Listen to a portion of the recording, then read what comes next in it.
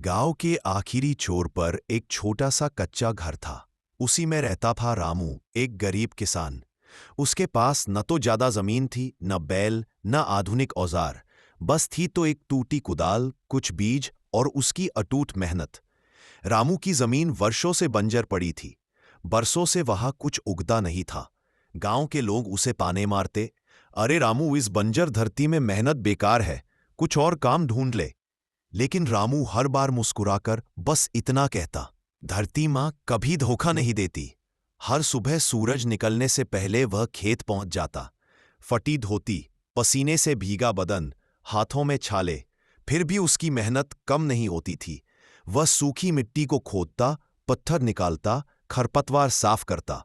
दोपहर की तेज धूप में लोग पेड़ों की छांव में आराम करते और रामू अपनी भूखी पेट के साथ खेत में पसीना बहाता रहता। घर में उसकी पत्नी सीता और छोटी सी बेटी गुड़िया उसका इंतजार करती थीं। कई बार घर में चूल्हा भी नहीं जलता था। फिर भी सीता कभी शिकायत नहीं करती। वह बस इतना कहती, आप मेहनत करते रहो, एक दिन जरूर भगवान सुनेगा। एक साल फिर सूखा पड़ गया। आसपास के सारे खेत लगभग तबाह। लेकिन रामू ने उस साल और ज्यादा मेहनत की। उसने पास के जंगल से गोबर और सूखे पत्ते लाकर खेत में खाद बनाई। उसने हर बीज को बहुत संभाल कर मिट्टी में रखा, जैसे कोई माँ बच्चे को सीने से लगाती है। रात को भी वह खेत को देखने जाता। कभी कभी वो अपनी बेटी से कहता, बेटिया, एक दिन इसी खेत से तेरे लिए नई किताबें आएंगी। गुड़िया मासूम आंखों से मुस्कुरा देती। फिर एक दिन चमत्कार हुआ। एक सुबह रामू खेत पहुंचा तो उसने देखा, सूखी धरती में हल्की हल्की हरियाली झांक रही थी। उसकी आंखों में खुशी के आंसू आ गए।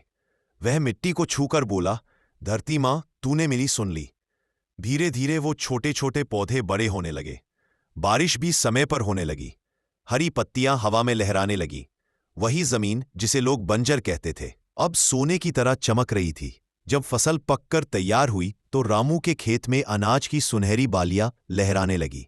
लोग जो कल तक मजाक उड़ाते थे, आज हैरानी से देखने आए। पूरे गांव में चर्चा होने लगी, रामू के खेत में तो चमत्कार हो गया। कटाई के दिन रामू की आंखों से खुशी के आंसू रुक नहीं रहे थे। पहली बार उसके घर में भरपूर अनाज आया। पहली बार गुड़िया को नई किताबें मिली। पहली बार सीता के हाथों में खाली बर्तन नहीं, बल्कि भरी हुई थाल थी। अब वही लोग जो रामू को कमजोर समझते थे, उससे सलाह लेने आने लगे। रामू बस एक ही बात कहता, मैंने कुछ खास नहीं किया, बस हार नहीं मानी। समय बीतता गया। रामू की जिंदगी बदल गई। उसका घर पक्का हुआ, बेटी स्कूल में पढ़ने लगी। लेकिन उसने कभी घमंड नहीं किया। आज भी वह सुबह सबसे पहले खेत जाता, धरती को प्रणाम करता और कहता, जो कुछ हूं तेरी वजह से हूं मां।